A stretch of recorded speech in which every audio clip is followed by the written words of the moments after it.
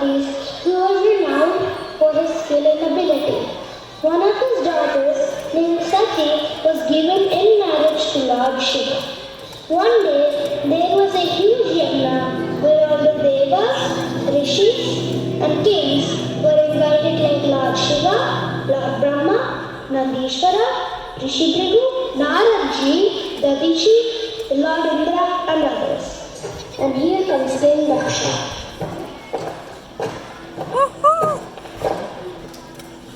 Look at Shiva. He was no different between respect and disrespect. His behavior is against all Vedic rituals and tradition. As his father-in-law, he should welcome you with full honor when I arrive. I curse you. Henceforth, you will never get the share of any yagna offering. It's a you, Daksha, who thinks of this temporary body as supreme. You have insulted Lord Shiva, who has never harmed anyone. I curse you, Daksha.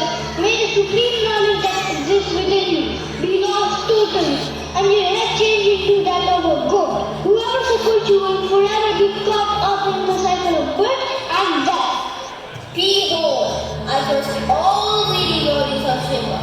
May you follow unclean methods and unholy practices instead of the path of Vedas.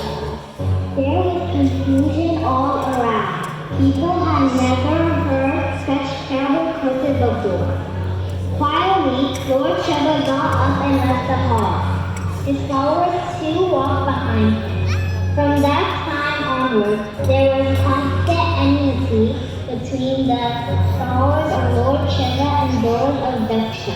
Some time later, Brahmaji made Daksha the head of the Prajapati, which made him very proud. He decided to perform a grand yajna and invite all the inhabitants of the three worlds, but not Lord Shiva and his wife Devi Sati. But Devi Sati somehow heard of the elaborate preparation going on. My lord, your father-in-law is conducting a great yajna and forgot to invite. So what? Our daughter needs no invitation to visit her father's house. I really want to see my mother and sisters again.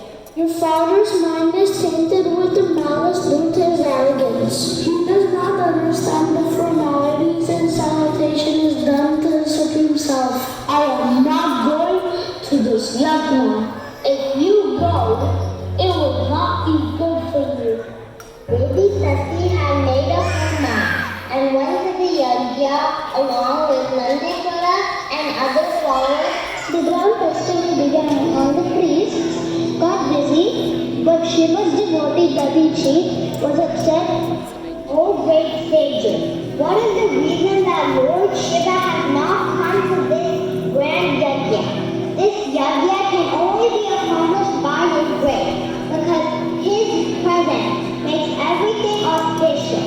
All the well-qualified Maharishis who are worthy of participating in the yajna are here. What do we need from Shiva? He is not worthy of being invited. Daksha, without Lord Shiva, this grand yajna has become useless. You will be destroyed. Dadiji left for his ashram. Devi Sati reached the place of the yajna. Her mother and sisters welcomed her, but Father Daksha ignored her. Devi Sati saw that everyone had a share of the yajna, but no share was kept for Lord Shiva. Father, why was Lord Shiva not invited here? You have shown disrespect to Shiva, in whose eyes are all equal. Shiva is not invited because he is inauspicious and is surrounded by ghosts and spirits. You have no business here and can go away. You have ignored him on whom all the yogis and devas meditate as the Supreme Brahman. I am indeed ashamed of this body which has come from you. You all have behaved improperly and will be punished. Devi Sati sat down, concentrated on the air and fire elements in her body, but fixed her mind on the feet of Lord Shiva. As the horrified guest looked on, her body suddenly caught fire and was soon reduced to ash. Narada ran to tell Lord Shiva what had just happened. Lord Shiva rose in a terrible fury. He tore up a gada from his head and dashed it on the ground. From it sprang up the tall and terrible forms Bhadraswami and Virabhadra. What are your commands, Lord? Go and lead my whole army. Put an end to Dakshas and his sacrifice. Like a dust storm, Virabhadra and Bhadrakali descended upon the yajna. They demolished the building, ignited fire, and stoned all those who tried to run away. Virabhadra then beheaded Daksha. After that, completely destroying the place of yajna, Virabhadra, Bhadrakali, and Lord Shiva's army returned to Mount Kailash. The terrified Deva now went to Lord Brahma.